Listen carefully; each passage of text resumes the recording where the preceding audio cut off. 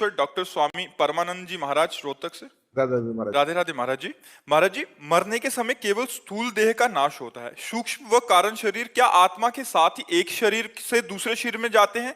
इनमें से कर्मों का कर्ता, भोक्ता या दृष्टा कौन? मैं का स्वरूप क्या है महाराज? अहम, जो अंतःकरण में अहम धर्म है, जो मैं है वो शुद्ध ब्रह्म है। जो मैं के साथ जोड़ करके चिंतन जीवन में करता रहा, जैसे मन, बुद्धि, चित्त, अहंकार, ये अहंकार दर्पण की तरह है जो मैं का प्रकाश स्वीकार करता है। जैसे मैं पुरुष हूँ, मैं स्त्री हूँ, मैं विद्वान हूँ, मैं धनवान हूँ, मैं कुलवान हूँ, ये मान करके जितने कर्म शरीर के द्वारा हुए हैं उसी देहाभिमानी को भोगना पड़ता है। आत्मा निर्लेप है, निर्विकार है। सुख दुख का अनुभव मन को होता है, निश्चय बुद्धि करती है, चिंतन चित्त करता है, स्वीकृति अहम को होती है। वो अहम करता भोगता है, ना कि शुद्ध ब्रह्म। शुद्ध ब्रह्म तो केवल उस अहम में तदात्म होने के कारण फंस गया। अगर वो वास्तविक फंस गया होता तो गोस्वामी जी कहते जड़ चेतन ग्रंथि पड़ गई यद्यपि मृषा छूटत कथन। अब भी वो जीवन मुक्त है, लेकिन ये ज्ञान नहीं है। यही ज्ञान प्राप्त करने के लिए पहले शुद्ध सत असत का विवेक चाहिए, फिर तीनों लोकों के भोगों से वैराग्य चाहिए, फिर सम चाहिए, दम चाहिए, इंद्रियों का निग्रह, मनोनिग्रह, फिर तितिक्षा चाहिए, बहुत सहनशील, जो मन वचन कर्म से हर परिस्थिति को सहता है वो तितिक्ष होता है। गर्मी सर्दी बरसात मान अपमान निंदा स्तुति। फिर श्रद्धा चाहिए, शास्त्र और गुरु के वचनों पर बिल्कुल दृढ़ विश्वास। फिर समाधान, ठीक तीर निशाने पे लगा हुआ। चित्त का इष्टाकार वृत्ति, भगवदाकार वृत्ति, प्रणवाकार वृत्ति, और फिर मुमुक्षुता, मैं मुक्त हो जाऊं, तब उसको ये ज्ञान होगा कि मैं मुक्त हुई हूं। जीव कभी बंधा ही नहीं। जिसे जीव कहा गया वो बंधा ही नहीं, वो जीव कहा ही गया देहाभिमानी के कारण। ये भ्रम था, ये भ्रम था महाराज। ये भ्रम था। जासु कृपा सब भ्रम मिट जाई, गिरजा सोई कृपालु रघुराई। जीवन मुक्त और मोक्ष ये भी भ्रम है। तो महाराज जी ये भ्रम आत्मा को हुआ? ये भ्रम वैसे आत्मा में कभी भ्रम होता ही नहीं। जी महाराज जी।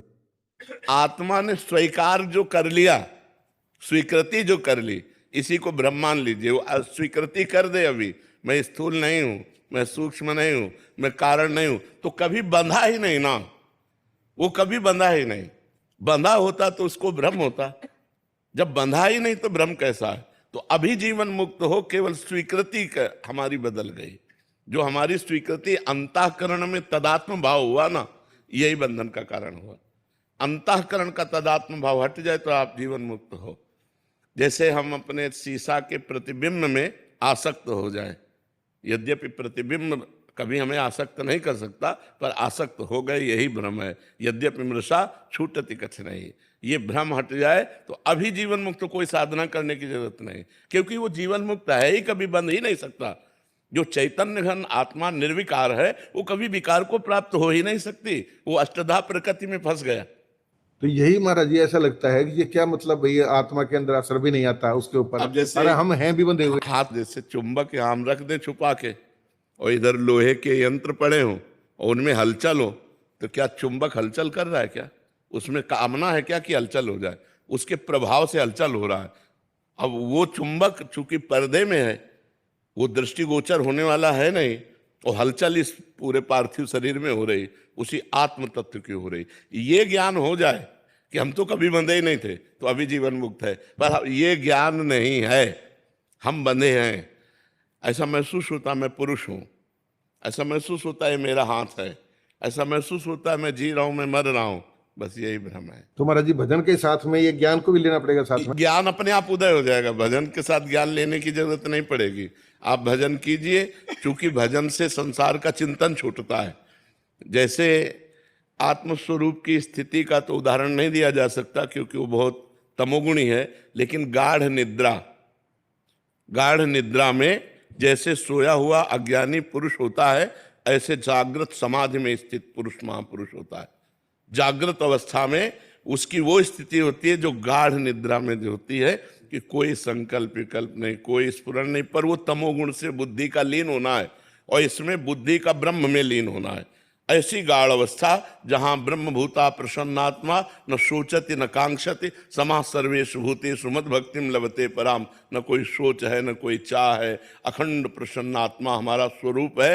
ये कब आया हमें लौट? जब हमारा चिंतन लौटा। अभी हमारा चिंतन बिखर गया है। वो चिंतन भजन से लौटेगा। भजन से लौटेगा। जितना आप भजन करते जाएंगे, फिर स्थूल से पहले हमारा राग छूटे तो अंतःकरण से अपने आप राग छूट जाएगा, क्योंकि अंतःकरण मनाखष्टान इंद्रियाण प्रकृति स्थान कर, और जहां अंतःकरण से राग छूटा तो अपना स्वरूप है। लेकिन पुराने संस्कार जो हो वो भी तो प्रभाव डालते। भजन इसीलिए तो कर रहे हैं, वो भस्म करेगा, प्रणव उसको भस्म करेगा। जो प्रणव है, जो हमारा भगवत चिंतन है, वो उसको भस्म करेगा। नहीं, चिंतन की जरूरत क्या है? अचिंत्य स्वरूप आप हो करके चिंतन की जरूरत क्या है? तो इसीलिए कि आपका चिंतन बिगड़ गया, तो चिंतन पहले सत लाओ, असत चिंतन से सत चिंतन लाओ, फिर सत चिंतन का भी त्याग करके स्वरूप में स्थित हो जाए। जैसे घड़ी का सेल निकाल दो, दीवाल घड़ी का, तो मिनट की जगह मिनट, और सेकंड की जगह सेकंड, घंटा की जगह घंटा। ऐसे मन बुद्धि चित्त अहंकार ब्रह्म रूप सर्वम खलमिदम ब्रह्म ने नानास्ति किंचन, पहले मिथ्या साबित करके और फिर इन्हीं में ब्रह्म भाव आ जाता है। पहले मिथ्या साबित होता है, ब्रह्म सत्यम जगन मिथ्या, इसके भेद किए गए। तो ये भी जगत ही है, स्थूल से लेकर कारण तक जगत ही है। स्थूल मृत्युलोक, सूक्ष्म स्वर्गलोक, कारण ब्रह्मलोक, स्थूल सूक्ष्म कारण आ ब्रह्म स्तंभ पर्यंतम सर्वम मायामयम जगत, तिनके से लेकर ब्रह्मलोक तक सब मायामय है। ऐसे ही इस शरीर से लेकर के कारण तक सब मायामय है। जब हम मायातीत हैं, ये अनुभव हो गया तो मुक्त था, मुक्त है, मुक्त रहेगा, वो कभी बदला नहीं। दृष्टा कौन होता है महाराज जी? दृष्टा कौन बनेगा? आत्मा। आत्मा सबकी दृष्टा है। जैसे सो गए आप, तो कौन बताया आपको कि आप बहुत बढ़िया सो गए? क्योंकि बुद्धि तो लीन हो गई। वो तीनों अवस्थाओं का जो जागृत है वही दृष्टा आत्मा है, वही आपको ज्ञान प्रदान करता है। आज भी आपने अच्छा खाया, आपने अच्छा पिया, आपने अच्छा देखा, आपने अच्छा सुना, आपने अच्छा सोया, आप गलत जा रहे हैं, आप सही जा रहे हैं, वो आत्म तत्व से प्रकाश से ज्ञान स्फुरित होता रहता है। पर जीव का बहिर्मुख स्थान होने के कारण वो अंतर्मुख की दशा को देख नहीं पाता। जहां से सबकर परम प्रकाशक जोई, जो सबको परम प्रकाश प्रदान करता है, वो आत्म तत्व होता है। वही आत्म तत्व आप हैं। तत्त्वम अश्य, वही तुम है।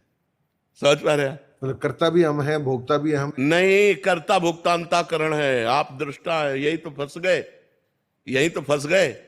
कर्ता भोक्ता अंतःकरण है, आप दृष्टा है। आप दृष्टा न रह के कर्ता भोक्ता बन गए, यही तो दुर्दशा है आपकी। यही दुर्दशा है, जो हमारी आपकी दुर्दशा होती है वो यही से होती है।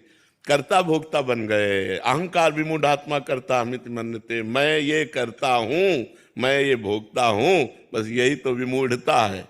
नहीं तो गुणानुगुण वर्तनते मनुष्या पार्थ सर्वसा, त्रिगुण माया से प्रेरित त्रिगुण माया के यंत्र चल रहे हैं। हम दृष्टा मात्र, साक्षी मात्र। बाद में दृष्टा भी खत्म हो जाएगा जी। जब दृश्य नहीं रह गया तो दृष्टा कहां से रह जाएगा? सर्वम खलविदम ब्रह्म, तो फिर दृष्टा किसका? फिर दृष्टा किसका? दृश्य है, त्रिपुटी का लय हो जाना तो सिद्धावस्था होती है। दृश्य, दृष्टा, दर्शन, त्रिपुटी का लय हो गया तभी वो सिद्ध माना जाता है। तो त्रिपुटी में जो हमारा भेद करके पहले हमारे जो ज्ञान की प्राप्ति के उपाय है, उनमें दो पद्धतियां लागू होती है, अन्वय और व्यतिरेक। व्यतिरेक माने नहीं है, अन्वय माने है। और जब है में पहुंच जाते हैं तो सब जगह है, वही है। भ्रम था हमें कि ये नहीं है, वो क्या वही है। जहां हम कहते हैं नहीं है, वहां भी है, नहीं है वहां भी है। और जब है में पहुंच जाते तो नहीं गायब हो जाता, केवल है रह जाता है। केवल है। सीय राम में सब जग नहीं, सीय राम ही राम। सब जग केवल संबोधन है बताने का। सर्वम खलमिदम ब्रह्म, सर्वम नहीं, केवल ब्रह्म, केवल ब्रह्म। सर्वम तो माया में है। तो शिवम क्या है महाराज जी शब्द? शिव हम शब्द जो आया, जैसे हम ज्ञान में 4 वेदों में अहम ब्रह्मास्मि तत्वमसि ऐसे बोलते हैं, ऐसे एक संप्रदाय है जिसमें शिवहम शब्द आत्मस्वरूप के लिए है कि मैं वही शिव हूँ, मैं वही आत्मस्वरूप हूँ। तो वो सिद्ध शब्द है, कोई उसमें बनावटी नहीं है। वहां तक पहुंचना है, हमारा लक्ष्य है शिवम तक पहुंचने का। नहीं, वही है, शिवोहम अहम न देहम अहम न जीवम अहम शिवोहम, मैं शिव हूं। शिव माने कल्याण, मोक्ष स्वरूप, मैं मुक्त हूं, मैं मोक्ष स्वरूप हूं। ये भजन का प्रकरण नहीं है, ये समझने का प्रकरण है। शिवोहम जो कहा जाता है, श्वास श्वास पे शिवोहम शिवोहम जपो, ये जप वाला विषय नहीं है, ये चिंतन वाला विषय है। इंद्रियां अपने विषयों में विलस रही, अंतःकरण माया के द्वारा आकर्षित होकर क्रियान्वित हो रहा है, और इसका साक्षी मैं हूं, मैं शिव हूं। मैं न देह हूं, न करता हूं, न भोगता हूं, न मेरा जन्म है, न मेरा मरण है, न मुझे दुख है, न मैं सुख हूं। इससे सबसे सत असत सबसे परे मैं शिव हूं, मोक्ष स्वरूप हूं। शिव माने मोक्ष स्वरूप हूं। अगर साकार रूप में ले तो शिव ऐसे भगवान शंकर को कहते हैं, अगर उसको शास्त्रीय शब्दों में ले तो शिव का स्वरूप है मोक्ष स्वरूप हूं। मैं आत्मा हूं, मैं ब्रह्म हूं, मैं तत्व स्वरूप हूं। बस यही बात स्मृति में लानी है। कुछ न करे, इनको स्वीकार न करे तो मुक्ता भी है, पर इतनी जोर की स्वीकृति बैठ गई है शरीर की। बात करेंगे शिवम की, लेकिन एक तमाकू नहीं छूट सकती, एक बीड़ी नहीं छूट, एक छोटा सा विषय वो अधीन किए हुए है। विचार करने की बात है। हमको एक छोटा सा निम्न विषय, एक संत थे, उन्होंने नियम लिया था हमारे खप्पर में जो डाल दिया जाएगा वही हम पाए। कूटस्थ महात्मा, उन्होंने उनका नाम ही कूटस्थ महात्मा रख दिया गया था। तो कुछ दुष्टों ने सांप मार करके और खप्पर में डाल दिया, रांध करके। तो उन्होंने ऐसे दृष्टि से देखा, मुस्कुराए, ब्रह्मार्पणम ब्रह्मवीर ब्रह्माग्नो ब्रह्मणाहुतम ब्रह्मवितेव गंतव्यम ब्रह्म। इसका प्रारब्ध है। वो ऐसे महापुरुष हिमालय में थे, तो सिंह उनके सामने आया तो ऐसे छड़ी करके खड़े होकर कहा, अगर तेरा आहार ये निश्चित हो चुका है तो खा लीजिए, नहीं तो जा गुर्रा मत। बिल्कुल शरीर से निरपेक्ष। एक व्यसन हम नहीं छोड़ सकते, एक भोग हमें परास्त कर सकता है। हम शिवोहम में कहाँ हैं? जप रहे शिवोहम, जपने का विषय नहीं, चिंतन का विषय है। मैं शिव हूं, मैं मोक्ष स्वरूप हूं। अब इसका प्रारब्ध आया, अच्छा व्यवहार मिल गया, प्रारब्ध आया, बुरा व्यवहार हो गया, वो शरीर से निरपेक्ष है। अच्छा पदार्थ खाने को मिल गया, कभी महलों में लेटा है, कभी फुटपाथ में लेटा है, कभी कोई माला पहरा रहा है, कभी कोई थप्पड़ मार रहा है, दोनों में सवाल हो। ये है शिवोम। ये शिवोम है। महाराज जी, क्या राधा रानी जी के साथ माँ का संबंध भी स्थापित किया जा सकता है? वैसे नित्य किशोरी हैं हमारी जो श्री जी हैं, ये नित्य किशोरी हैं। जैसे रुक्मिणी माँ बोल सकते हैं क्योंकि वो माँ हुई हैं, 10 पुत्र हुए रुक्मिणी जी के। सीता माता बोल सकते हैं क्योंकि लवकुश हुए हैं। लेकिन हमारी किशोरी जो नित्य किशोरी है, कहीं किसी शास्त्र में आपने वर्णन नहीं पाया होगा कि किशोरी जी की कोई संतान है। मातृशक्ति तो है ही। अब असल बात क्या है कि लौकिक दृष्टि से और शास्त्रीय दृष्टि से देखोगे तो तुम्हें मात्र शक्ति दिखाई देगी, और शक्ति के अधीन, शक्ति शक्तिमान के अधीन होती है, ये आपको पता है। लेकिन यहाँ जाके अधीन सदाई सांवरो या ब्रज को सिरताज, हमारे माई श्यामा जी को राज, महावर लगाते हैं ठाकुर जी। अब चूंकि अब हमारा विषय है उपासना का, तो इसलिए हम इसे गुप्त रखते हैं। पर जैसे आप छेड़ रहे हो ना, लालन तेरे ही अधीन, आज तक कोई ठाकुर जी को अधीन नहीं कर सका, चाहे रुक्मिणी जी हो, चाहे सत्यभामा जी हो, ठाकुर जी। और यहाँ महाराज चापत चरण मोहन लाल, कुंवर राधे पलक पौड़ी। चूंकि ये विषय ऐसा है कि तो अखिल कोटि ब्रह्मांड नायक परात्पर इस भगवान श्री कृष्ण जिनके चरणों में महावर रचते हैं, श्यामाजू के चरणन की बलिहारी, जे है बसत किशोर लाल के प्राणन मध्य सदारी। श्यामाजू के चरणन की बलिहारी, बिहरत कुसुम पराग लगत जब, पीत वसन ले झारत, लुठत मयूर चंद्रिका तिंतर, अद्भुत छवि निहात, जावक चित्र बनाई समारत, करण सफलतम मानत, हित ध्रुव ते सबहिन ते दुर्लभ, रसिक मरम पे जानत। श्री श्यामाजू के चरणन की बलिहारी। श्यामाजू क्या है ये हम अपने ग्रंथों से बता रहे हैं। सांद्रानंद घन प्रेम मूर्ति किशोरी, लालजू के हृदय का प्रेम जब रूप धारण किया तो राधा नाम हुआ। जो लक्ष्मी जी का अवतार है वो रुक्मिणी जी हैं। शास्त्र में आप पढ़ करके देखो, हमारी जो किशोरी जो है ये आह्लाद अवतार है।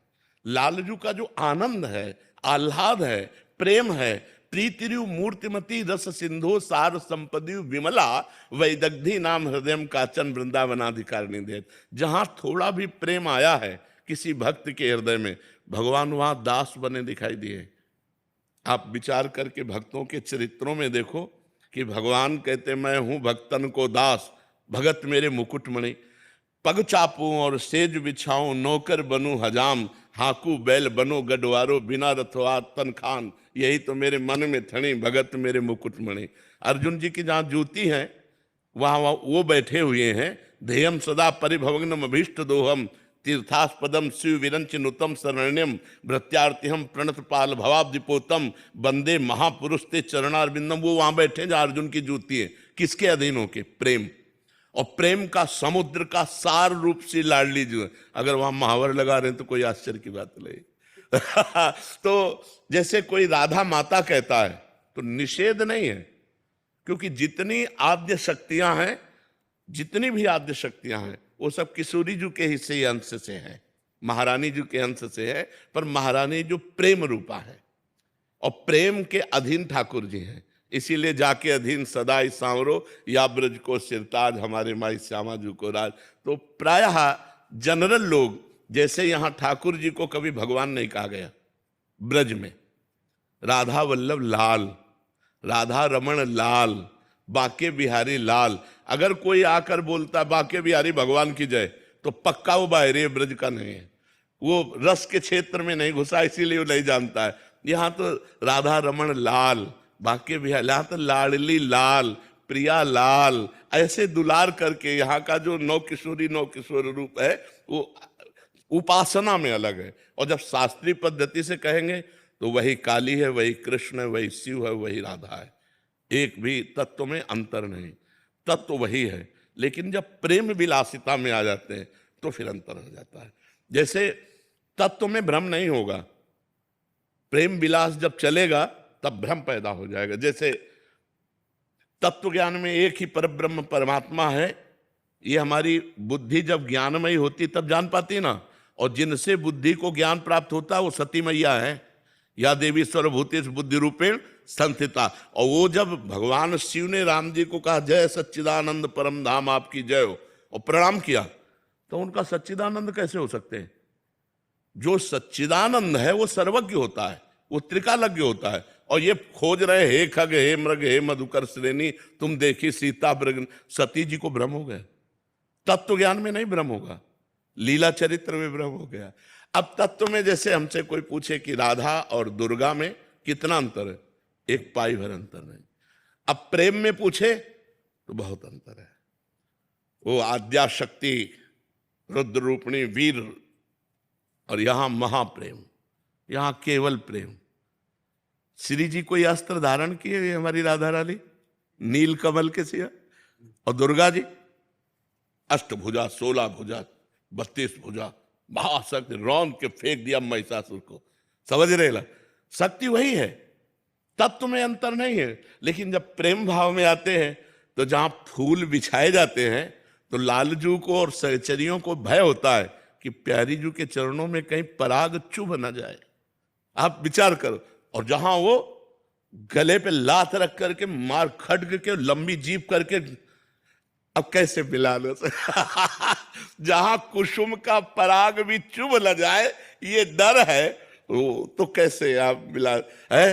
तो ये हमारी पर्सनल हृदय की बात है कि हमारी श्री जी जो है वो 9 किशोरी है। पर अगर कोई माता कहता है तो निषेध नहीं है, निषेध नहीं है, क्योंकि सब मात्र शक्तियां उन्हीं से प्रकट हुई हैं, दैवी शक्तियां। तो है श्री जी प्रेम स्वरूपा, जिनके लालजू चरण चापते हैं, जिनके लालजू आगे हाथ जोड़कर खड़े होते हैं, प्रेम। अच्छा, अब आप कह दो कि ये तो बहुत बड़ी बात हो गई, लालजू तो युधिष्ठिर के चरण छूते हैं, हाथ जोड़े खड़े, और उनके संधिदूत बन के जाते हैं। प्रेमाधीन भगवान है ना, मूर्तिमान प्रेम श्री लाडली जी है। देखो, महाराज जी ने जो पहला प्रश्न किया है, ये मोक्ष पदवी का शुद्ध ज्ञान का प्रश्न है। अगर जो अधिकारी ज्ञान मार्ग के हैं, उनके लिए बहुत बड़ी सामग्री खुलवा दी।